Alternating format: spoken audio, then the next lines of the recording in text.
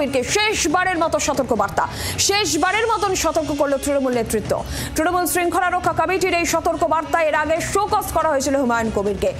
খারাপ লাগলে আবার বলবো, প্রতিক্রিয়া দিয়েছেন হুমায়ুন কবির। হুমায়ুন কবিরকে শেষবারের মতন সতর্ক করল দল। এর আগে তাকে শোকজ করা হয়েছিল, কিন্তু এবার শেষবারের মতো তাকে সতর্কবার্তা। যদিও হুমায়ুন কবির বলছেন যে খারাপ লাগলে তিনি আবার বলবেন। এই প্রতিক্রিয়া হুমায়ুন কবিরের আমরা বিস্তারিতভাবে জানবো।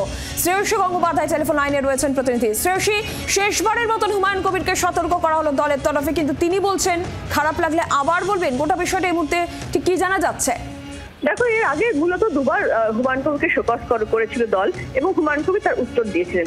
আজকে যে চিঠি দলের পক্ষ থেকে দেওয়া হয়েছে সেই চিঠিতে স্পষ্ট বলা হয়েছে এটাই কিন্তু ফাইনাল ওয়ার্নিং দেওয়া হচ্ছে হুমায়ুন কবিরকে।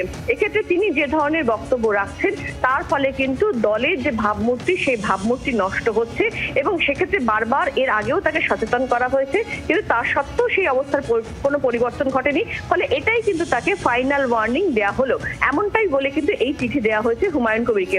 এবং এই চিঠি শুধুমাত্র শোভনদেব চট্টোপাধ্যায় তিনি হুমায়ুন কবিরের হাতে দেন এই চিঠি, এবং দীর্ঘক্ষণ সেক্ষেত্রে শোভনদেব চট্টোপাধ্যায় যে ঘর সেই ঘরে কিন্তু দীর্ঘক্ষণ হুমায়ুন কবির ছিলেন, কথাবার্তাও হয়। বেরোনোর পরে হুমায়ুন কবির তিনি জানিয়েছেন যে তিনি এই চিঠির উত্তর অবশ্যই দেবেন, তবে সেক্ষেত্রে তার যদি খারাপ লাগার কোনো বিষয় থাকে সেই বিষয়টা নিয়ে কিন্তু তিনি আগামী দিনে আবার সরব হবেন, এমনটাই তিনি জানিয়েছেন। আগামী সোমবার, সোম, মঙ্গল, বুধ 3 দিন কিন্তু তিনি থাকবেন না, সেই মর্মে ছুটি, বিধানসভায় আসবেন না সেই মর্মে ছুটি ইতিমধ্যেই তিনি নিয়ে নিয়েছেন। তারপরে তিনি সেই বিষয়টা নিয়ে, অর্থাৎ এই চিঠির বিষয়টা নিয়ে তার যা যা উত্তর দেওয়া সেই উত্তর দেওয়াটা তারপরে তিনি দলের কাছে জমা দেবেন। শ্রেয়সী, তোমাকে ধন্যবাদ। আমরা এবার শুনবো যে হুমায়ুন কবির ঠিক কি বলেছেন এরপর। কি কারণে বারে বারে আপনার কাছে এই চিঠি পৌঁছচ্ছে সেটা কি বুঝছেন কিছু?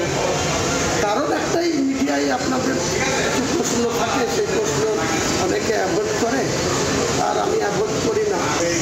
যারা যোগচরিত্র, যারা চুরিবাজ করবে, দলের ক্ষমতার অপব্যবহার করবে, তাদের বিরুদ্ধে মুখ খুলব না। মানে এই চিঠি পাওয়ার পরে কি আবারও অন্যায় দেখলে মুখ খুলবেন? 100বার খুলব। বাংলার আওয়াজ, বাঙালির আবেগ, জি 24 ঘন্টা।